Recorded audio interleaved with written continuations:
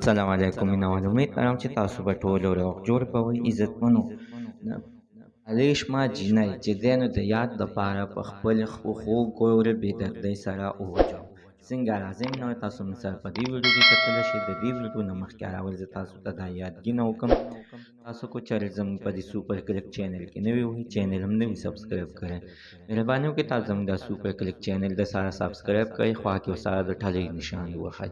چې هر یوه نوې معلوماتي ویډیو تاسو ته په اسانۍ باندې در ورسیږي عزتمنو هره ورځ دغه شانتې بې ګناه خلک وژلي کېږي څوک د عشق په بانه باندې څوک د غیرت په نامه باندې چې عزتمنو تېره ورځ په اکوري خټکو کې دغه واقعه مخې ته راغلې ده د یوې جینۍ چې دی نو د خپل د سکول هلک یار سره د ډېر وخت نه یارانه دوستانه وه چې په دې کې عزتمنو په دغه جینۍ باندې خپل کشر ورور چې دغه کشر ورور عمر 12 یا 13 کاله دی چې دی لیدلی دی نو جینۍ چې کتل چې دا خو به کور کې حل وی خو راشه دله اوس د 100 روپۍ ورکړه او ځه ته لاړشه د یار سره چکر ووهه عزتمنو چې جینۍ چې 100 روپۍ ورکړي دي نو هغه راغلی دی کور ته او سامانونه یې ځان ته اغوستي دي یعنې چپس او د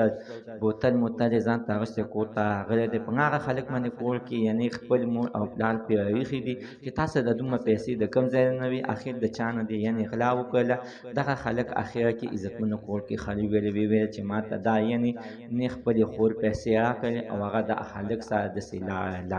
عزتمنو چې دغه جینۍ چې کله کور ته راغله نو د جینۍ ته کور کې غټ شر ساه شوی و او ورته ویل چې تا اخر ته چا سره تللی وي جینۍ ویل چې زه خپلو ملګرو کره تللی وم بلې خوا ته نه وم تللی نو اخر عزتمنو هغه خپل ورور ورته ویل چې نه ته چې هغه خالق صاحب په موټرسایکل باندې کېناسته چې زه دې سیکم ما دې پیسې راکړه او ته واپس لاړلې